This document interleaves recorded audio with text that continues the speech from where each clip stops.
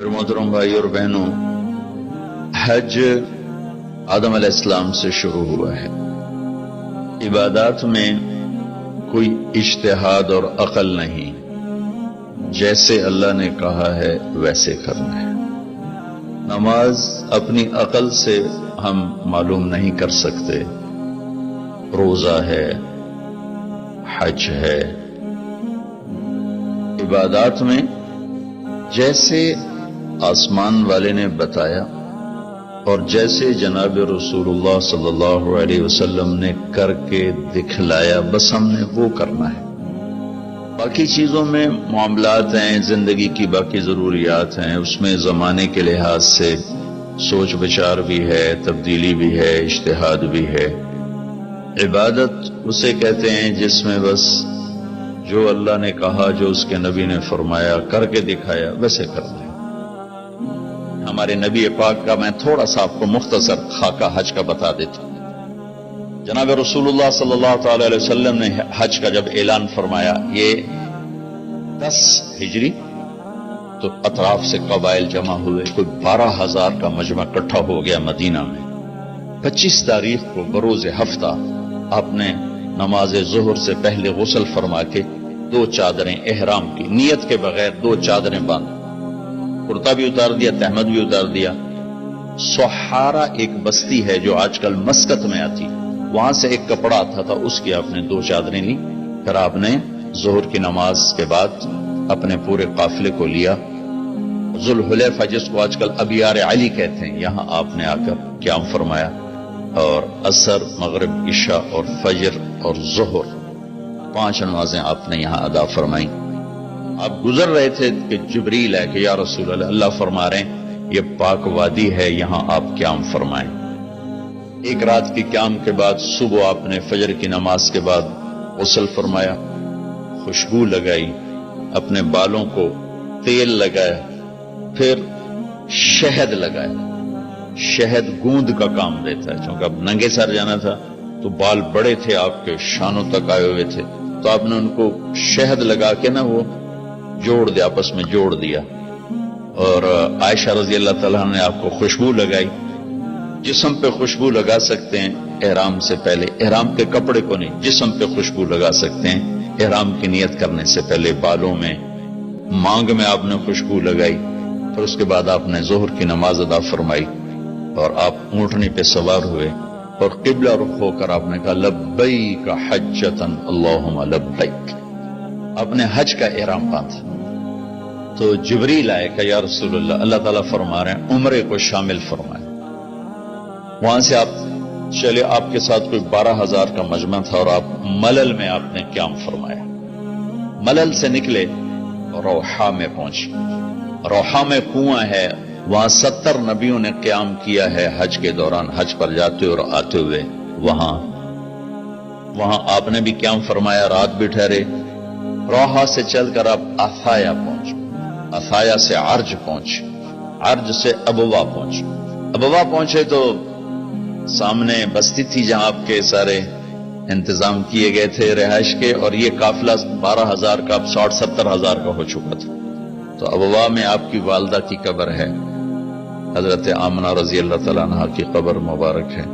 تو آپ سڑک سے یوں ہٹ گئے، اندر پہاڑوں میں چلے گئے۔ اکثر مجمع تو نیا تھا، انہیں نہیں سمجھ میں آیا کہ اللہ کے نبی اندر کہاں جا رہے ہیں۔ چندے کو پتا تھا کہ آپ کہاں جا رہے ہیں، تو آپ چلتے چلتے چلتے چلتے چلتے ایک جگہ اپنے اونٹنی کو بٹھایا، کوئی وہ 70-80 فٹ اونچا پہاڑ ہے، تو وہاں سے آپ اوپر چڑھے۔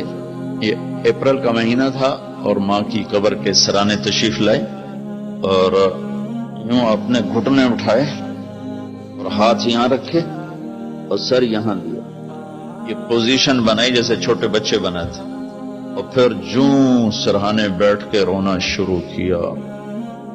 صدمہ تو چند دنوں بعد بھول جاتا، میں اب اپنی ماں کے یاد میں رونا بھی چاہوں تو رونا نہیں آتا، اپنے باپ کی یاد میں رونا بھی چاہوں تو رونا نہیں آتا۔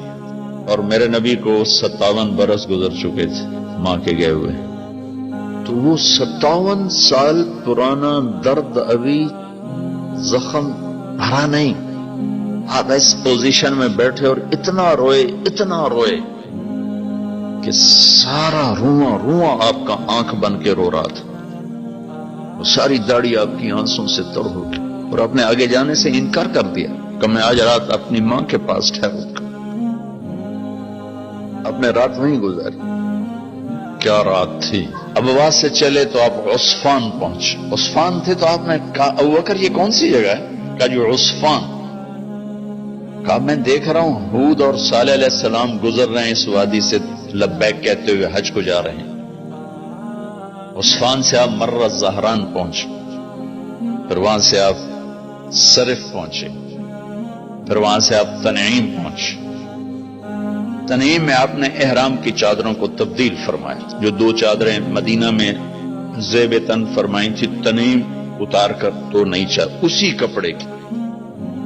مکہ کے ٹاپ سے آپ انٹر ہوئے اور بیر زی طوا کے کنویں پر آ کر آپ نے قیام فرمایا۔ یہ ہے اتوار کی رات، 25 کو چلے اور 4 کی رات کو، یہ مہینہ 29 کا تھا، تو 4 کی رات کو آپ مکے پہنچ گئے۔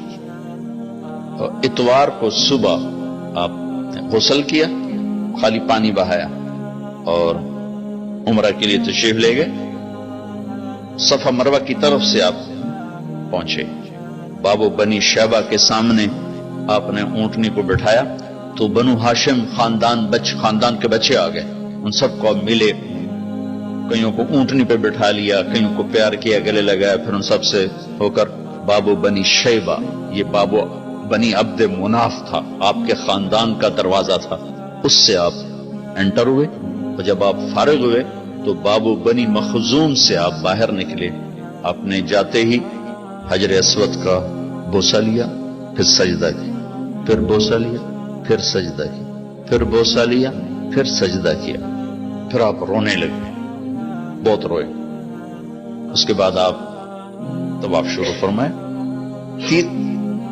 تیسرے یا چوتھے چکر میں آپ نے پانی بھی پیا اور حضرت عمر سے فرمایا کہ عمر حجر اسود کے بوسے پہ لڑائی نہ کرنا، جگہ ملے تو لے لینا، جھگڑا نہ کرنا، جیسے ہمارے نادانی میں لوگ وہاں عورتیں بھی ایسی حماقت کرتی ہیں کہ ایک سنت عمل کے لیے فرض چھوڑ دیتی کہ مرد عورت کا یوں آپس میں اختلاط، یہ اس سے بچنا فرض ہے، اور وہ ایک سنت کے لیے گھس رہی اور لڑائی جھگڑے فساد، قریب بھی نہیں جانا چاہیے۔